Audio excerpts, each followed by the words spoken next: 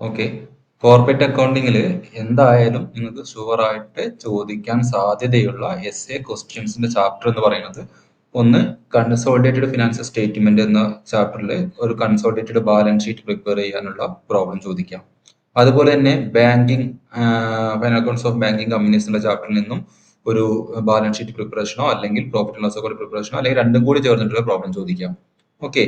അപ്പോൾ ഈ രണ്ട് പ്രോബ്ലം ഷുവറായിട്ട് ആ രണ്ട് ചാപ്റ്ററിലെ എന്താണ് ഒരു എസ് എ ടൈപ്പ് ക്വസ്റ്റ്യൻ ഉള്ള ഭാഗം പഠിച്ചു കഴിഞ്ഞിട്ടുണ്ടെങ്കിൽ നിങ്ങൾക്ക് ഷുവറായിട്ടും 20 മാർക്ക് നിങ്ങൾക്ക് സ്കോർ ചെയ്യാൻ പറ്റും. ഓക്കെ. അപ്പം കൺസോളിഡേറ്റഡ് ഫിനാൻഷ്യൽ സ്റ്റേറ്റ്മെന്റിലെ ഒരു പ്രോബ്ലം ഈ ക്വസ്റ്റ്യൻ പേപ്പറിൽ തന്നെ നമുക്ക് വരുന്നുണ്ട്. പക്ഷെ ഇന്ന് അത് ചെയ്യാൻ സമയം കിട്ടാൻ സാധ്യതയില്ല. നമുക്ക് ഒരു ക്വസ്റ്റ്യൻ തന്നെ ഇന്ന് ഡിസ്കസ് ചെയ്യാൻ സമയം ഉണ്ടാവുള്ളൂ. നമുക്ക് നോക്കാം, അത് അടുത്ത ദിവസം നോക്കാം. ഓക്കെ. അപ്പം ഈ ക്വസ്റ്റ്യൻ പേപ്പറിനകത്ത് ഞാൻ ഡിസ്കസ് ചെയ്തിട്ടുള്ള അല്ലെങ്കിൽ നിങ്ങൾക്ക് പറഞ്ഞു തന്നിട്ടുള്ള ആ ഏരിയകൾ തന്നെ നിങ്ങൾ തറവാക്കി പഠിച്ചാൽ നിങ്ങൾക്ക് തോൽക്കാതെ നല്ല മാർക്കോട് കൂടി തന്നെ വിജയിക്കാൻ സാധിക്കും. പക്ഷെ സ്കിപ്പ് ചെയ്യരുത്. ഞാൻ പഠിക്കണം എന്ന് പറയുന്ന ഏരിയകൾ നിങ്ങൾ സ്കിപ്പ് ചെയ്യരുത്. ഓക്കെ. അപ്പം നോക്കുക, ക്വസ്റ്റ്യൻ നോക്കുക. From the following particulars, prepare the balance sheet of Jaya Bank Limited for the year ended 31st March 2011. അതായത് നമുക്ക് ഒരു ബാലൻസ് ഷീറ്റ് പ്രിപ്പയർ ചെയ്യാനാണ് നമ്മോട് ഈ ക്വസ്റ്റ്യനിൽ പറഞ്ഞിട്ടുള്ളത്. പക്ഷെ നമുക്ക് ജസ്റ്റ് ബാലൻസ് ഷീറ്റ് പ്രിപ്പയർ മാത്രം മതിയാവില്ല. കാരണം ബാലൻസ് ഷീറ്റിലേക്ക് വേണ്ടിയിട്ട് നമുക്ക് പ്രോഫിറ്റ് എത്രയാണെന്ന് കണ്ടെത്തേണ്ടി വരും. സോ നമുക്ക് ഇൻഡയറക്ട്ലി നമ്മൾ പ്രോഫിറ്റ് ആൻഡ് ലോസ് അക്കൗണ്ടും ഈ ക്വസ്റ്റ്യന് പ്രിപ്പയർ ചെയ്യേണ്ടി വരും. ഓക്കെ. അപ്പോൾ നോക്കാം നമുക്ക് ഏതായാലും. ഇവിടെ നോക്കി ഈ ക്വസ്റ്റ്യൻ നമുക്ക് തന്നിട്ടുള്ള informations share capital, reserve fund, fixed deposit, അങ്ങനെ ഒരുപാട് ഐറ്റംസ് തന്നിട്ടുണ്ട് അല്ലെ. ഒരു ബാങ്കിങ് കമ്പനിയെ സംബന്ധിച്ചിടത്തോളം ഞാൻ പറഞ്ഞിട്ടുണ്ടായിരുന്നു, ബാങ്കിങ് കമ്പനി അവരുടെ ഫിനാൻഷ്യൽ സ്റ്റേറ്റ്മെന്റ് പ്രിപ്പയർ ചെയ്യുന്നത് എങ്ങനെയാണ്? ഒരു വെർട്ടിക്കൽ ഫോർമാറ്റിലുള്ള ബാലൻസ് ഷീറ്റും വെർട്ടിക്കൽ ഫോർമാറ്റിലുള്ള എന്താണ് പ്രോഫിറ്റ് ആൻഡ് ലോസ് അക്കൗണ്ട് ആണ് ബാങ്കിങ് കമ്പനീസിനുള്ളത് അല്ലെ. അപ്പോൾ അതും ഷെഡ്യൂളുകൾ വൈസ് ആണ് പ്രിപ്പയർ ചെയ്യുന്നത്. അതായത് സാധാരണ ബാലൻസ് ഷീറ്റിലെ പോലെ എല്ലാ ഐറ്റംസും നമ്മൾ അസറ്റുകളെല്ലാം ലിസ്റ്റ് ചെയ്യുക, അതുപോലെ ലയബിലിറ്റീസ് എല്ലാം ലിസ്റ്റ് ചെയ്യുക, അങ്ങനെ ഒരു പരിപാടി ഇവിടെ ഇല്ല. ഓക്കെ. ബാങ്കിനെ സംബന്ധിച്ചിടത്തോളം അങ്ങനെ അവർ ചെയ്യാറില്ല. അവർ പകരം എന്താ ചെയ്യുക? ഫിക്സ്ഡ് അസറ്റ് എന്നൊരു ഷെഡ്യൂൾ ഉണ്ടാവും. ആ ഷെഡ്യൂൾ സെപ്പറേറ്റ് എന്താണ് ബാലൻസ് ഷീറ്റിന് പുറത്ത് വരയ്ക്കും. എന്നിട്ട് അതിനകത്ത് ഫിക്സ്ഡ് അസറ്റുകളെല്ലാം ആ ഷെഡ്യൂളിനകത്ത് ലിസ്റ്റ് ചെയ്യും. എന്നിട്ട് അതിന്റെ ടോട്ടൽ എമൗണ്ട് കണ്ടെത്തിയിട്ട് ആ ടോട്ടൽ എമൗണ്ട് മാത്രമേ എങ്ങോട്ട് കൊണ്ടുവരുള്ളൂ? ബാലൻസ് ഷീറ്റിനകത്തേക്ക് കൊണ്ടുവരുള്ളൂ. അതാണ് ഷെഡ്യൂൾസിന്റെ പ്രത്യേകത. അപ്പൊ ഷെഡ്യൂൾസ് പ്രിപ്പയർ ചെയ്തിട്ടാണ് എന്ത് ചെയ്യുന്നത്? ഈ ബാങ്കിങ് കമ്പനീസ് അവരുടെ ഫൈനൽ സ്റ്റേറ്റ്മെന്റ് പ്രിപ്പയർ ചെയ്യുന്നത്. ഓക്കെ. അപ്പം ഈ ഷെഡ്യൂളുകൾ ക്രമം തെറ്റാതെ തന്നെ പഠിക്കാൻ വേണ്ടി ഞാൻ നിങ്ങൾക്കൊരു അന്നത്തെ ക്ലാസ് കണ്ടിട്ടുള്ളവർക്ക് അറിയാം, അന്നൊരു സ്റ്റോറി പറഞ്ഞിട്ടുണ്ടായിരുന്നു. അപ്പൊ ആ സ്റ്റോറി വിത്ത് നിങ്ങൾ ഇങ്ങനെ ഒരു ക്വസ്റ്റ്യൻ കിട്ടി കഴിഞ്ഞാൽ നിങ്ങൾ എന്ത് ചെയ്യുക? ക്വസ്റ്റ്യൻ പേപ്പറിന്റെ സൈഡിലായിട്ട് ആ സ്റ്റോറി അങ്ങോട്ട് എഴുതി വെക്കുക അല്ലെ. എന്നിട്ട് അപ്പോൾ നിങ്ങൾക്ക് എന്ത് കിട്ടും? ആ ഷെഡ്യൂളും നമ്പറും കിട്ടും. അപ്പൊ നിങ്ങൾക്ക് കറക്റ്റ് ഫോർമാറ്റ് അവിടെ വരയ്ക്കാൻ പറ്റും. ആ ഷെഡ്യൂളും നമ്പറും കിട്ടി കഴിഞ്ഞാൽ ആ ഫോർമാറ്റ് വരച്ചാൽ തന്നെ 10ൽ പകുതി 5 മാർക്ക് അവിടെ കിട്ടി. പിന്നെ ഈ ക്വസ്റ്റ്യൻ നോക്കിയിട്ടുണ്ടെങ്കിൽ ഷെഡ്യൂളിൽ ഉള്ള ഐറ്റംസ് കൃത്യമായിട്ട് എഴുതാൻ വലിയ പ്രയാസം ഉണ്ടാവില്ല. ഓക്കെ. അപ്പം ഈ ബാങ്കിങ് കമ്പനീസ് എന്ന് പറയുന്ന ഈ ഒരു ഏരിയയിൽ നിങ്ങൾക്ക് എന്താണ് ഒരു എസ് എ ക്വസ്റ്റ്യനിൽ നിന്നും നിങ്ങൾക്ക് ഒരു 10 മാർക്കിന്റെ എസ് എ ക്വസ്റ്റ്യനിൽ ഒരു 5 മാർക്ക് എങ്ങനെയായാലും നിങ്ങൾക്ക് ഫോർമാറ്റ് ചെയ്ത് നിങ്ങൾക്ക് മേടിച്ചെടുക്കാൻ പറ്റും. കാരണം ഫോർമാറ്റ് തെറ്റാതിരിക്കാൻ വേണ്ടി നമ്മൾ ഷെഡ്യൂളിന് ഒരു കഥ പറഞ്ഞു തന്നിട്ടുണ്ട്. ആ കഥ ഓർക്കാൻ പറ്റാതിരിക്കാൻ സാധ്യതയില്ല എന്ന് വിചാരിക്കുന്നു. ഓക്കെ. ഏതായാലും നമുക്ക് തുടങ്ങാം. ആ കഥ ഞാൻ വെച്ചിട്ട് തന്നെ നമുക്കിവിടെ പ്രോബ്ലം ചെയ്യാം. ഓക്കെ. അപ്പോൾ അന്ന് പറഞ്ഞ കഥ എന്തായിരുന്നു? അതായത് ബാങ്കിങ് കമ്പനിയെ സംബന്ധിച്ചിടത്തോളം അവരുടെ ഷെഡ്യൂൾ സ്റ്റാർട്ട് ചെയ്യുന്നത് എവിടെയാണ്? ബാലൻസ് ഷീറ്റിൽ മുതലാണ്. ഓക്കെ. അപ്പം ഞാൻ അന്ന് പറഞ്ഞിരുന്ന ഒരു കഥ എന്തായിരുന്നു? ഒരു കാർഡ്ബോ എന്ന് പറഞ്ഞൊരു കമ്പനി ഉണ്ടായിരുന്നു അല്ലെ. കാർഡ്ബോ എന്ന് പറഞ്ഞൊരു കമ്പനി ഉണ്ടായിരുന്നു. ആ കമ്പനിയിൽ ഒരു തെഫ്റ്റ് മോഷണം നടന്നു അല്ലെ. മോഷണം നടന്നപ്പോൾ ആ തെഫ്റ്റ് അന്വേഷിക്കാൻ വേണ്ടിയിട്ട് കമ്പനി CBI വിളിച്ചു. CBI വന്ന് അന്വേഷിച്ചപ്പോൾ ആ തെഫ്റ്റ് നടത്തിയത് ആ കമ്പനിയിലെ AFO എന്ന് പറഞ്ഞ ഉദ്യോഗസ്ഥനാണെന്ന് മനസ്സിലാക്കി. ഓക്കെ. AFO എന്ന് പറഞ്ഞ ഉദ്യോഗസ്ഥനാണ് മനസ്സിലാക്കി. ദെൻ അയാളെ പിടിച്ച് ചോദ്യം ചെയ്യാൻ തീരുമാനിച്ചു. അയാളെ ചോദ്യം ചെയ്തപ്പോൾ അയാളെ സാധാരണ പോലീസുകാർ ചോദ്യം ചെയ്യൽ എങ്ങനെയാ? രണ്ടടിയൊക്കെ അടിച്ചിട്ടാണ് ചോദ്യം ചെയ്യുക. 2 അടിയാണ് അടിച്ചു. 2 അടി അടിച്ചപ്പോൾ അയാൾ കരഞ്ഞു. കരഞ്ഞത് എങ്ങനെയായിരുന്നു? അയ്യോ അയ്യോ എന്ന് പറഞ്ഞിട്ട് അയാൾ കരഞ്ഞു അല്ലെ. അപ്പോൾ ഈ അയ്യോ അയ്യോ എന്ന് പറയുന്നത് എവിടുത്തെ ഷെഡ്യൂളാണ്? ഇത് ഈ കാർഡ്ബോ മുതൽ AFO വരെയുള്ള ഷെഡ്യൂള് ഇതിനകത്താണ്, ബാലൻസ് ഷീറ്റിനകത്തും ഈ IO എന്ന് പറഞ്ഞ schedule profit and loss account അകത്തും വരുന്ന ഷെഡ്യൂളുകളാണ്. ഓക്കെ, ഇനി ഇതിന്റെ കറസ്പോണ്ടിങ് നമ്പേഴ്സ് നമുക്ക് അതിന് നേരെ എഴുതിയാൽ മതി. ഓക്കെ, അപ്പൊ നമ്മൾ കറക്റ്റ് ആയിട്ട് കിട്ടും. CA എന്ന് പറഞ്ഞാൽ എന്താണ്? ക്യാപിറ്റൽ ആണ് CA എന്ന് പറയുന്നത് അല്ലെ. അത് 1. പിന്നെന്താണ് അടുത്തത്? R എന്ന് പറഞ്ഞാൽ എന്താണ്? റിസർവ് ആൻഡ് സർപ്ലസ് ആണ്. അതിന്റെ ഷെഡ്യൂൾ നമ്പർ എത്രയാണ്? അതിന്റെ ഷെഡ്യൂൾ നമ്പർ 2 അല്ലെ. പിന്നെ D എന്ന് പറഞ്ഞാൽ എന്താണ്? ഡിപ്പോസിറ്റ് ആണ്, ഷെഡ്യൂൾ നമ്പർ 3 അല്ലെ. B എന്ന് പറഞ്ഞാൽ എന്താണ്? B എന്ന് പറഞ്ഞത് ബോറോയിങ്സ് ആണ്, schedule number 4.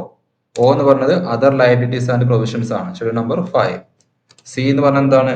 Cash and balance with bank and RBI എന്ന് പറഞ്ഞിട്ടുള്ള സംഭവമാണ്. ഓക്കെ, അത് ഷെഡ്യൂൾ നമ്പർ എത്രയാണ്? അതിന്റെ ഷെഡ്യൂൾ നമ്പർ വരുന്നത്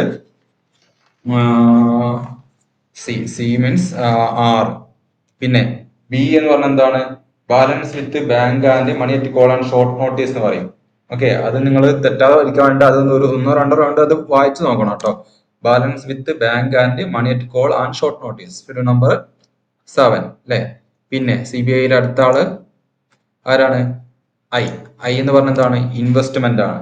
ഇൻവെസ്റ്റ്മെന്റ് എത്രയാണ്? Schedule number 8. ദെൻ ഇനിയുണ്ടല്ലോ ആള്, ആരാണ് ആള്? AFO അല്ലെ. AFOയുടെ ഷെഡ്യൂൾ നമ്പറിൽ A എന്ന് പറഞ്ഞ എത്രയാണ്? A എന്ന് പറഞ്ഞാൽ അഡ്വാൻസ് ആണ്, അഡ്വാൻസ് ഷെഡ്യൂൾ നമ്പർ 9. ദെൻ അടുത്ത ഫിക്സ്ഡ് അസറ്റ് ആണ് F എന്ന് പറഞ്ഞത്, ഷെഡ്യൂൾ നമ്പർ 10. പിന്നെ അടുത്ത ആള് O എന്ന് പറഞ്ഞ എന്താണ്? ഫിക്സ്ഡ് അസറ്റ് കഴിഞ്ഞു. ദെൻ അതർ അസറ്റ് ആണ്. അതർ അസറ്റ് ഷെഡ്യൂൾ നമ്പർ എത്രയാണ്? Other asset schedule number 11. Okay, 11. പിന്നെ ഇതിന് ബാലൻസ് ഷീറ്റിനകത്ത് ഒരു എക്സ്ട്രാ പുറത്തൊരു ഐറ്റം കിടക്കുന്നുണ്ട്. അത് ഏതാണ്? C എന്ന് പറയും. അത് നമ്മൾ കഥയിൽ ഉൾപ്പെടുത്താത്ത ഒരു കഥാപാത്രമാണ്. ഓക്കെ, പക്ഷെ അങ്ങനെ ഒരു കഥ ഒരാൾ അതിനകത്ത് ഉണ്ട് എന്ന് ജസ്റ്റ് ഒന്ന് മനസ്സിലാക്കണം. C അത് കണ്ടിന്റന്റ് ലയബിലിറ്റീസ് ആണ്, ആ C എന്ന് പറയുന്നത്. പക്ഷെ നമ്മുടെ കഥയിൽ അയാൾ ഉൾപ്പെടുത്തിയിട്ടില്ല കേട്ടോ. ഓക്കെ, പിന്നെ ഉള്ളത് I എന്ന് പറഞ്ഞത് എന്താണ്? I മുതൽ അങ്ങോട്ടുള്ളത് പ്രോഫിറ്റ് ആൻഡ് ലോസ് അകത്തുള്ള ഷെഡ്യൂൾ ആണ്. അത് 13. ഈ കഥ ഇപ്പൊ ആദ്യമായിട്ട് കേൾക്കുന്നവർക്ക് ചിലപ്പോൾ ഞാൻ പറയുന്നത് പെട്ടെന്ന് ക്യാച്ച് ചെയ്യാൻ പറ്റുന്നുണ്ടാവില്ല. പക്ഷെ അന്ന് പറഞ്ഞ ക്യാച്ച് ചെയ്യാൻ പറ്റാത്തത് അന്നത്തെ ക്ലാസ് ഒന്ന് എടുത്ത് കാണാം. 13. ദെൻ അടുത്തായി 15. പിന്നെ 16 അല്ലെ. I എന്ന് പറഞ്ഞാൽ എന്തായിരുന്നു? Interest earned. ദെൻ O എന്ന് പറഞ്ഞെങ്കിൽ അതർ ഇൻകം. പിന്നെ I എന്ന് പറഞ്ഞാൽ ഇൻട്രസ്റ്റ് എക്സ്പെൻഡഡ്. പിന്നെ O എന്ന് പറഞ്ഞെങ്കിൽ ഓപ്പറേറ്റിംഗ് എക്സ്പെൻസസ്. ഇങ്ങനെയാണ് വരുന്നത്. മൊത്തത്തിൽ 16 ഷെഡ്യൂൾസ് ആണ് ഒരു ബാങ്കിങ് കമ്പനിയെ സംബന്ധിച്ചിടത്തോളം അതിന്റെ ഫിനാൻഷ്യൽ സ്റ്റേറ്റ്മെന്റ് പ്രിപ്പയർ ചെയ്യുമ്പോൾ വേണ്ടത്. ഓക്കെ, അതായത് 1 മുതൽ 13 വരെയുള്ള ഷെഡ്യൂൾസ്, 1 മുതൽ 12 വരെയുള്ള ഷെഡ്യൂൾസ് ഇതിനകത്ത് ബാലൻസ് ഷീറ്റിനകത്തും 14, 13, 14, 15, 16 ഷെഡ്യൂൾസ് പ്രോഫിറ്റ് ആൻഡ് ലോസ് അക്കൗണ്ടിനകത്തും വരുന്നതാണ്. ഓക്കെ, ഇങ്ങനെയാണ് നമ്മൾ പഠിച്ചിട്ടുണ്ടായിരുന്നത്. അപ്പം ഈ ഒരു കഥ വെച്ചാൽ നിങ്ങൾക്ക് എന്ത് ചെയ്യാം? ഷെഡ്യൂൾസ് കൃത്യമായിട്ട് വരയ്ക്കാൻ പറ്റും. അങ്ങനെ വരച്ചു കഴിഞ്ഞാൽ ഞാൻ പറഞ്ഞു 10ൽ 5 മാർക്ക് കിട്ടി. പിന്നെ ഈ ക്വസ്റ്റ്യനിൽ നിന്നും നിങ്ങൾക്ക് ക്യാപിറ്റൽ ഏതാണ്, റിസർവ് ആൻഡ് സർപ്ലസ് ഏതാണ്, ഫിക്സ്ഡ് ഡിപ്പോസിറ്റ് ഏതാണെന്നൊക്കെ, അല്ലെങ്കിൽ എന്താ ഡിപ്പോസിറ്റ് ഏതാണെന്നൊക്കെ എടുത്തെഴുതാൻ ഒരു പ്രയാസമില്ല. കാരണം എന്താണ്? അതിന്റെ പേരുകൾ തന്നെ, ക്വസ്റ്റ്യനുള്ള ഐറ്റത്തിന്റെ പേരുകൾ തന്നെ ഏത് ഷെഡ്യൂളിനകത്ത് വരുന്നു എന്ന് കൃത്യമായിട്ട് കാണിച്ചു തരുന്നുണ്ട്. അപ്പോൾ പിന്നെ ഷെഡ്യൂളിന്റെ ഓർഡർ തെറ്റാതിരുന്നാൽ നിങ്ങൾക്ക് മാർക്ക് വല്ലാതെ ഒന്നും പോവില്ല എന്നുള്ളതാണ്. ഓക്കെ, ഇനി നമുക്ക് ഇനി ഇങ്ങനെ ആദ്യം എഴുതി വെക്കുക. ഓക്കെ, അതിനുശേഷം ചെയ്യേണ്ട എന്താണ്? ക്വസ്റ്റ്യൻ വായിക്കുന്നു. ക്വസ്റ്റ്യൻ വായിച്ചിട്ട് സിസ്റ്റമാറ്റിക് ആയിട്ട് നമ്മൾ ഇങ്ങനെ പോവുക. ഓരോ ഐറ്റത്തിന് നേരെയും അതാത് ഷെഡ്യൂളുകൾ നമ്മൾ ഇങ്ങനെ എഴുതി പോവുക. ഓക്കെ, ആദ്യത്തെ ഐറ്റം എന്താണ്? ഷെയർ ക്യാപിറ്റൽ ആണ്. ഷെയർ ക്യാപിറ്റൽ എത്രയുണ്ട്? 5 lakh ഉണ്ട് ഷെയർ ക്യാപിറ്റൽ. അപ്പൊ ഷെയർ ക്യാപിറ്റൽ എന്ന് പറഞ്ഞാൽ ഏത് ഷെഡ്യൂളിലായിരിക്കും? നമ്മുടെ കഥയിലെ CA, കാർഡ്ബോ എന്ന് പറഞ്ഞ CA ആണ്, എന്ത്? ക്യാപിറ്റൽ ആണ്. ക്യാപിറ്റൽ നമ്പർ എത്രയാണ്? ഷെഡ്യൂൾ 1. അപ്പൊ അതിന് നേരെ നമ്മൾ എഴുതി വെക്കുന്നു 1. ഇനി റിസർവ് ആൻഡ് ഫണ്ട് ഏത് ഷെഡ്യൂളിലാണ് വരിക? ഇനി ആ കഥ വെച്ചിട്ടൊന്ന് പറയാൻ പറ്റുമെങ്കിൽ പറഞ്ഞോളൂ. റിസർവ് ആൻഡ് ഫണ്ട് ഏതിലെ വരിക? ഷെഡ്യൂൾ നമ്പർ 2 വരും അല്ലെ. ദെൻ അടുത്തത് ഫിക്സ്ഡ് ഡിപ്പോസിറ്റ് അല്ലെ. കാർഡ്ബോയിലെ ഡി എന്ന് പറയുന്നത് ഡിപ്പോസിറ്റ് ആണ്. ഡിപ്പോസിറ്റിന്റെ ഷെഡ്യൂൾ നമ്പർ എത്രയാണ്? 3 ആണ്. അപ്പൊ അവിടെ കൊണ്ടുപോയിട്ട് എഴുതുക schedule number 3. Then saving bank deposit same, ഇവിടെ തന്നെയാണ് 3 തന്നെയാണ് വരിക, ഷെഡ്യൂൾ നമ്പർ 3. പിന്നെ ഞാൻ ഇതിന്റെ കളർ ഒന്ന് മാറ്റാം, അല്ലെങ്കിൽ നിങ്ങൾക്ക് കൺഫ്യൂഷൻ ആവും. ഷെഡ്യൂൾ നമ്പർ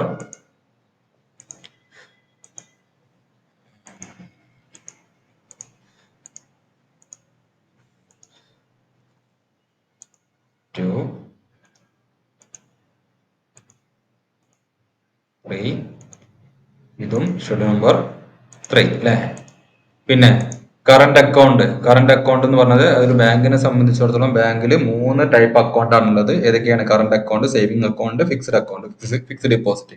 ഓക്കെ, അപ്പൊ അതാണ് ഡിപ്പോസിറ്റ് എന്ന് പറഞ്ഞിട്ടുള്ള അതിനകത്ത് വരിക. സോ കറണ്ട് അക്കൗണ്ട് എന്ന് പറഞ്ഞതും ഏതിലാ വരിക?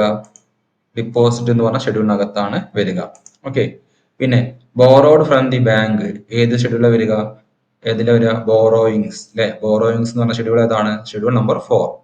Okay, schedule number 4.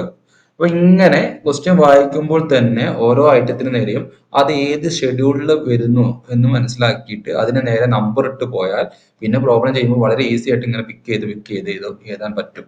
ഓക്കെ, ഇനി ഇൻവെസ്റ്റ്മെന്റ് ഏത് ഷെഡ്യൂളിൽ വരിക?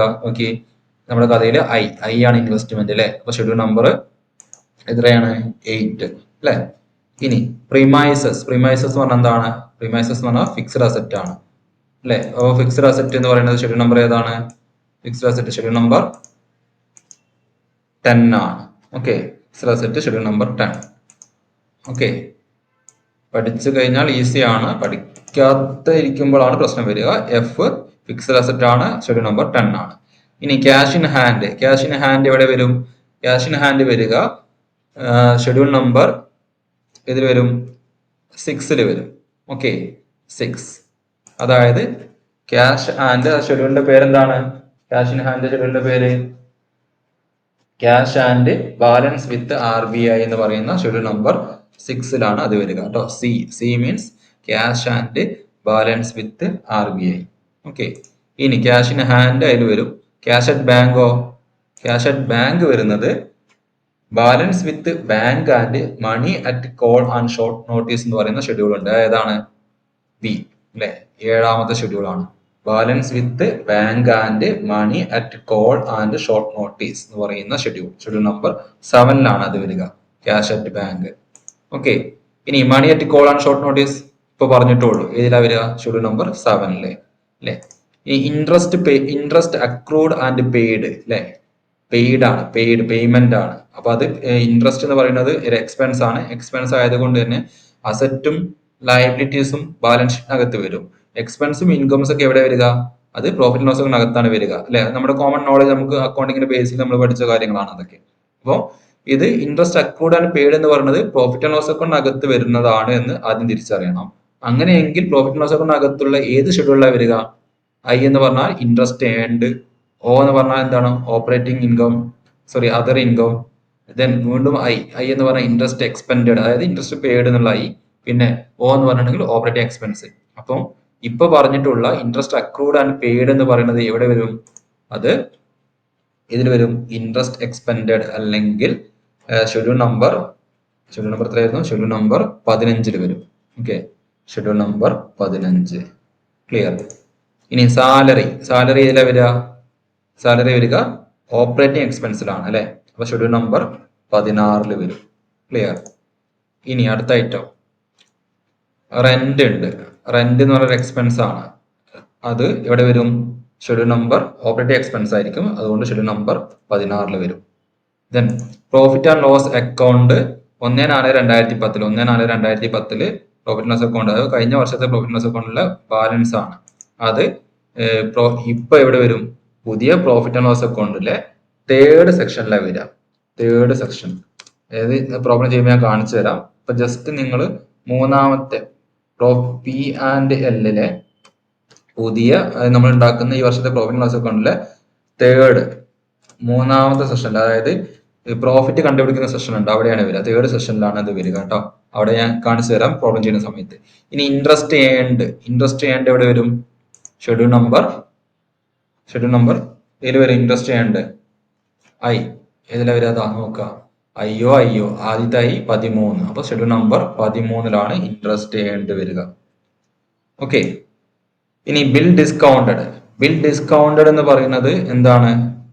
ബാങ്കിനെ സംബന്ധിച്ചിടത്തോളം ബിൽ ഡിസ്കൗണ്ടഡ് എന്ന് പറഞ്ഞാൽ ബാങ്കിനെ സംബന്ധിച്ചിടത്തോളം ബാങ്ക് അഡ്വാൻസ് പേയ്മെന്റ് നടത്തുന്നതാണ്. ഓക്കെ, അതുകൊണ്ട് ബാങ്കിന്റെ പോയിന്റ് ഓഫ് വ്യൂ ആണ് നമ്മൾ കാര്യങ്ങൾ ചിന്തിക്കുന്നത് അല്ലെ. അപ്പം ബിൽ ഡിസ്കൗണ്ടഡ് എന്ന് പറഞ്ഞാൽ എന്താണ് മനസ്സിലാക്കണം, അത് അറിയാമെന്ന് വിചാരിക്കുന്നു. അതായത് ഒരു വ്യക്തി അല്ലെങ്കിൽ ഒരു കച്ചവടക്കാരൻ എന്തെങ്കിലും ഒരു സാധനം മറ്റൊരു വ്യക്തിക്ക് കൊടുക്കുന്ന സമയത്ത് ആ വാങ്ങുന്ന വ്യക്തിക്ക് ഇപ്പോൾ നമ്മുടെ കയ്യിൽ ക്യാഷ് തരാൻ, അവരുടെ കയ്യിൽ ക്യാഷ് തരാൻ ഇല്ലെങ്കിൽ അവരൊരു ബില്ല് തരും.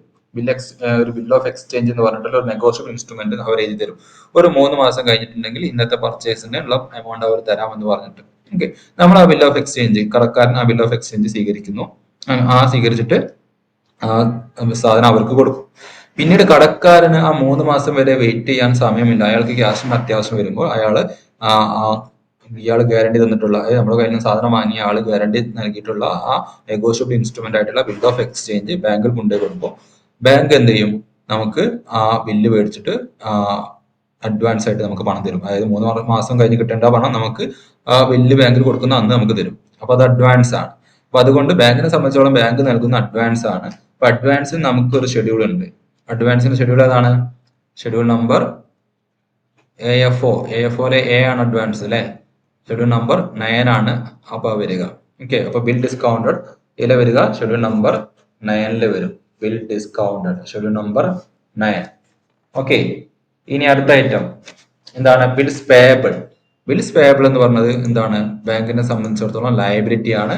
അത് അതർ ലയബിലിറ്റീസ് എന്ന് പറഞ്ഞിട്ടുള്ള ഷെഡ്യൂളിലാണ് വരിക. അതർ ലയബിലിറ്റീസ് ഷെഡ്യൂൾ നമ്പർ 5 ആണ്. Okay, then loan and advances. Doubt ഇല്ല, അതിൽ അഡ്വാൻസസ് പറയുന്നത് കൊണ്ട് തന്നെ loan, bill discounted, over draft, credit ഇതൊക്കെ പറയുന്നത് എവിടെ വരേണ്ടതാണ്? ഷെഡ്യൂൾ നമ്പർ 9 വരേണ്ടതാണ്. Then unclaimed dividend. Unclaimed dividend എന്ന് പറഞ്ഞിട്ടുണ്ടെങ്കിൽ എന്താണ്? ഡിവിഡൻഡ് നമ്മൾ ബാങ്ക് കൊടുക്കേണ്ടിയിരുന്ന ഡിവിഡൻഡ് ആണ്, കൊടുത്തിട്ടില്ല, അത് ക്ലെയിം ചെയ്തിട്ടില്ല. അപ്പോൾ ബാങ്കിനെ സംബന്ധിച്ചിടത്തോളം അതൊരു ലയബിലിറ്റി ആണ്. അതുകൊണ്ട് അത് അതർ ലയബിലിറ്റീസ് എന്ന് പറഞ്ഞ ഷെഡ്യൂളിനകത്താണ് വരിക. സൺട്രി ക്രെഡിറ്റേഴ്സ്, പിന്നെ പേര് തന്നെ ഉണ്ട്, നമുക്ക് മനസ്സിലാക്കാം അത് എന്താണ്? അതർ ലയബിലിറ്റീസിനകത്ത് വരുന്നതാണ്. ഓക്കെ, അപ്പൊ ഇതിലെ ഐറ്റംസ് എല്ലാം ഏതൊക്കെ ഷെഡ്യൂളിലാണ് എന്ന് ഇപ്പൊ ഞാൻ ചെയ്തതുപോലെ തന്നെ നിങ്ങളും ക്വസ്റ്റ്യൻ വായിക്കുമ്പോൾ തന്നെ ഓരോ ഐറ്റത്തിന് നേരെയും നിങ്ങൾക്ക് ഷെഡ്യൂൾ നമ്പേഴ്സ് എഴുതാൻ പറ്റിയാൽ നിങ്ങൾ ഷുവർ ആയിട്ടും 10 മാർക്ക് സ്കോർ ചെയ്യും. ഓക്കെ, അപ്പോൾ നിങ്ങളിപ്പോ ഷെഡ്യൂൾ തെറ്റാതെ എന്താണ് ഇത് വരയ്ക്കുമല്ലോ ഈ ഒരു കഥ വെച്ചിട്ട്. അത് വരച്ചു കഴിഞ്ഞിട്ടുണ്ടെങ്കിൽ പിന്നെ കുറെ ഐറ്റംസ് ഒക്കെ നിങ്ങൾക്ക് എഴുതാൻ പറ്റും, പറ്റാതിരിക്കില്ല. ഓക്കെ, 1-2 ക്വസ്റ്റ്യൻസ് ഒക്കെ പ്രാക്ടീസ് ചെയ്യുക, അല്ലെങ്കിൽ ഈ ക്വസ്റ്റ്യൻ തന്നെ നിങ്ങൾ ചെയ്ത് പ്രാക്ടീസ് ആയാൽ മതി. ഓക്കെ, ഇനി നോക്കൂ. The bank had the bill for rupees 14 lakh as a collection for its constituent and also acceptance and endorsement for them amounting to rupees 4 lakh. അതായത് ഇത് എന്താണ് എന്ന് വെച്ചിട്ടുണ്ടെങ്കിൽ ഇത് കണ്ടിൻജന്റ് ലയബിലിറ്റീസ് ആണ്, ഈ 2 ഐറ്റംസ്. ഓക്കെ, ഒന്ന് ബിൽ എൻഡോഴ്സ്മെന്റ് എന്ന് പറഞ്ഞ ഐറ്റവും അതുപോലെ തന്നെ എന്താണ് ബാങ്ക് കളക്ഷൻ അയച്ചെന്നുള്ള പറഞ്ഞ ഐറ്റവും. അതായത് ഇത് ബാങ്കിനെ സംബന്ധിച്ചിടത്തോളം ഇപ്പോൾ ഒരു ലയബിലിറ്റി ആണോ? ഇപ്പോൾ ഒരു ലയബിലിറ്റി അല്ല. ഓക്കെ, ഇത് ലയബിലിറ്റി ആവുക എപ്പോഴാന്ന് വെച്ചിട്ടുണ്ടെങ്കിൽ ഇത് ഈ അയച്ചിട്ടുള്ള ബില്ല് ഡിസോണർ ആവുകയോ അങ്ങനെ എന്തെങ്കിലുമൊക്കെ സംഭവിക്കുകയാണെങ്കിൽ ആ സാഹചര്യത്തിൽ അത് എന്താവും? ലയബിലിറ്റി ആയിട്ട് മാറും. അപ്പോൾ അതായത് ഇപ്പോൾ അതൊരു ബാങ്കിനെ സംബന്ധിച്ചിടത്തോളം ലയബിലിറ്റി അല്ല. ഡിപ്പെൻസ് അപ്പോൺ കണ്ടീഷൻ അടിസ്ഥാനത്തിൽ അത് പിന്നീട് ലയബിലിറ്റി ആവാൻ ചാൻസ് ഉണ്ട് എന്നതുകൊണ്ട് അതിനെ നമ്മൾ കണ്ടിൻജന്റ് ലയബിലിറ്റി എന്ന് പറഞ്ഞിട്ടുള്ള ഒരു കാറ്റഗറിയിലാണ് പെടുത്തുക. അപ്പൊ ഈ ഒരു ഐറ്റം നിങ്ങൾ നോട്ട് ചെയ്ത് പഠിച്ചാൽ മതി. ഓക്കെ, അതായത് ബിൽ ഫോർ കളക്ഷൻ എന്ന് പറയുന്ന ഐറ്റവും അതുപോലെ തന്നെ ബിൽ ഫോർ എൻഡോഴ്സ്മെന്റ് എന്നൊക്കെ പറയുന്ന ഐറ്റംസ് ക്വസ്റ്റ്യനിൽ കാണുകയാണെങ്കിൽ അത് കണ്ടിൻജന്റ് ലയബിലിറ്റി ആയിരിക്കും, ഷെഡ്യൂൾ നമ്പർ 12 ആയിരിക്കും എന്ന് അങ്ങോട്ട് പഠിച്ച് മനസ്സിലാക്കി വെച്ചാൽ മതി. എന്നാൽ പിന്നെ നിങ്ങൾക്ക് അതിന്റെ പിന്നിലെ ലോജിക്ക് ആലോചിച്ച് പോയിട്ട് എന്താക്കേണ്ട, സമയം കളയേണ്ട ആവശ്യമില്ല. ഓക്കെ, ഈ 2 ഐറ്റം മിക്കവാറും എല്ലാ ക്വസ്റ്റ്യനും ഉണ്ടാവും. അത് എന്താണ്? അതൊരു കണ്ടിൻജന്റ് ലയബിലിറ്റി ആണ് എന്ന് അങ്ങനെ മനസ്സിലാക്കി വെക്കുക. ഓക്കെ, അപ്പൊ ഇത്രയേ ഉള്ളൂ ഐറ്റംസ്. അപ്പൊ നിങ്ങൾ ക്വസ്റ്റ്യൻ എക്സ്പ്ലെയിൻ ചെയ്തത് മനസ്സിലായിട്ടുണ്ടാവും വിചാരിക്കുന്നു. ഇനി അതിൽ ഏതെങ്കിലും ഒരു ഐറ്റം നിങ്ങൾക്ക് ഏത് ഷെഡ്യൂളിനകത്താണ് വരുന്നത് എന്ന് മനസ്സിലാവാത്തത് ഉണ്ടെങ്കിൽ ചോദിക്കുക. ഓക്കെ,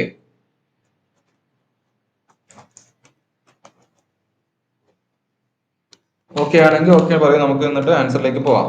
നിങ്ങൾ ക്വസ്റ്റ്യൻ പേപ്പർ നേരത്തെ അയച്ചു തന്നതാണ്, അതുകൊണ്ട് ക്വസ്റ്റ്യൻ പേപ്പർ കണ്ടിട്ടുണ്ടാവും, ക്വസ്റ്റ്യൻസ് ഒക്കെ നോട്ടിൽ എഴുതിയിട്ടുണ്ടാവും എന്നാണ് വിചാരിക്കുന്നത്. എന്നോടൊപ്പം പ്രോബ്ലം ചെയ്യാൻ റെഡി ആയിട്ടുണ്ടാകും എന്ന് വിചാരിക്കും. ഓക്കെ ആണല്ലേ? ഓക്കെ, ശരി. അങ്ങനെയെങ്കിൽ നമ്മൾ തുടങ്ങാണ്. ഞാൻ ഇപ്പോൾ സ്ക്രീൻ മാറ്റുകയാണ്, കാരണം ഞാൻ ആൻസർ ചെയ്യുന്നത് ക്വസ്റ്റ്യൻ പേപ്പറിന്റെ ആ ഇതിലല്ല, എക്സൽ ഫോർമാറ്റിൽ, എക്സൽ ഫയലിലാണ്. അപ്പൊ ഞാൻ അതിലേക്ക് മാറാണ്. അപ്പം നമ്മളിപ്പോ എന്താണ് നോട്ട് ചെയ്ത് വെച്ചിട്ടുള്ള സൺഡ്രി ക്രെഡിറ്റേഴ്സ് ഏത് ഷെഡ്യൂളിലാണ്? സൺഡ്രി ക്രെഡിറ്റേഴ്സ് എന്ന് പറഞ്ഞിട്ടുണ്ടെങ്കിൽ, ക്രെഡിറ്റേഴ്സ് എന്ന് പറഞ്ഞിട്ടുണ്ടെങ്കിൽ ഏതൊരു ബിസിനസിനെ സംബന്ധിച്ചിടത്തോളം അവരുടെ ലയബിലിറ്റി ആണ്. ഓക്കെ, അപ്പൊ നമുക്ക് നമ്മുടെ എന്താണ് ഏത് പ്രകാരം നമ്മുടെ ഷെഡ്യൂൾസ് പ്രകാരം നമുക്ക് ലയബിലിറ്റീസ് സൈഡിൽ വരുന്ന ഐറ്റംസ് എന്ന് പറഞ്ഞത് ഏതൊക്കെയാണ്? കാർഡ് പോലെ ഓ വരെയുള്ള കഥകളുള്ളൂ അല്ലെ.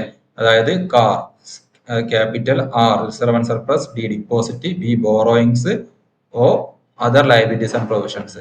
അപ്പം ഇതിൽ അതർ ലയബിലിറ്റീസ് ആൻഡ് പ്രൊവിഷൻസ് എന്ന് പറയുന്ന ഷെഡ്യൂളിനകത്താണ് എന്ത് വരിക? സൺട്രി ക്രെഡിറ്റേഴ്സ് വരിക. സൺട്രി ക്രെഡിറ്റേഴ്സും അതുപോലെ അൺക്ലെയിം ഡിവിഡൻഡും ഈ നമ്മുടെ ഈ ക്വസ്റ്റ്യൻ പ്രകാരം ഇതിലാ വരുന്നത് അതർ ലയബിലിറ്റീസ് ആൻഡ് പ്രൊവിഷൻസ്. അതുപോലെ ബിൽസ് പേയബിൾ ഉണ്ടെങ്കിൽ, അതുപോലെ തന്നെ ഔട്ട്സ്റ്റാൻഡിങ് എക്സ്പെൻസസ് ഉണ്ടെങ്കിൽ അതൊക്കെ വരിക എവിടെ ആയിരിക്കും?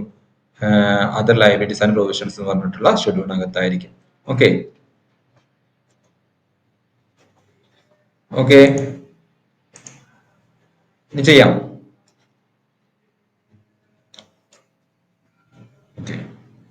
യെസ്, അപ്പോൾ ഞാൻ സ്ക്രീൻ ഷെയർ ഓഫ് ആക്കാണ്. അടുത്ത ഇതെടുക്കുകയാണ് കേട്ടോ.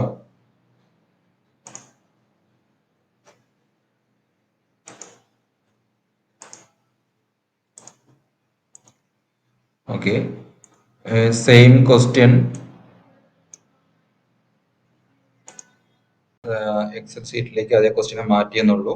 അപ്പൊ ഈ നമ്മൾ നേരത്തെ മാർക്ക് ചെയ്തതൊന്നും ഇതിനകത്തില്ല, പക്ഷെ ആ മാർക്ക് ചെയ്ത് നിങ്ങളുടെ മൈൻഡിൽ ഉണ്ടാവണം ആ മാർക്കിങ്. ഓക്കെ, ഇനി പ്രോബ്ലത്തിലേക്ക് നമ്മൾ പ്രോബ്ലം ചെയ്യാൻ പോവുകയാണ്. അപ്പോൾ ഏറ്റവും ആദ്യം നമ്മൾ എന്താണ് നമ്മുടെ ഷെഡ്യൂളിന്റെ നമ്പർ ക്രമം അനുസരിച്ച് നോക്കുമ്പോൾ ഷെഡ്യൂൾ സ്റ്റാർട്ട് ചെയ്യുന്നത് ബാലൻസ് ഷീറ്റിനകത്താണ്. ഒന്നാമത്തെ ഷെഡ്യൂൾ തന്നെ ക്യാപിറ്റൽ എന്ന ബാലൻസ് ഷീറ്റിനകത്താണ്. 1 മുതൽ 12 വരെയുള്ള ഷെഡ്യൂൾസും ബാലൻസ് ഷീറ്റിനകത്താണ്.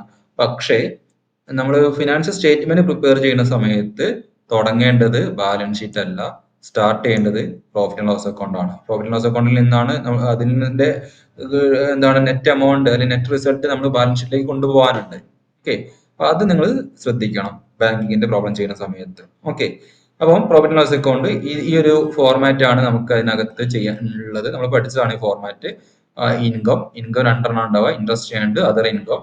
എക്സ്പെൻഡിച്ചർ 3 ഐറ്റംസ് ആണ് അതിനകത്ത് വരുന്നത്. ഇൻട്രസ്റ്റ് എക്സ്പെൻഡഡ്, ഓപ്പറേറ്റിംഗ് എക്സ്പെൻസ് എന്ന് പറഞ്ഞിട്ട്, പിന്നെ പ്രൊവിഷൻ ആൻഡ് കണ്ടിൻജൻസി എന്ന് പറയും.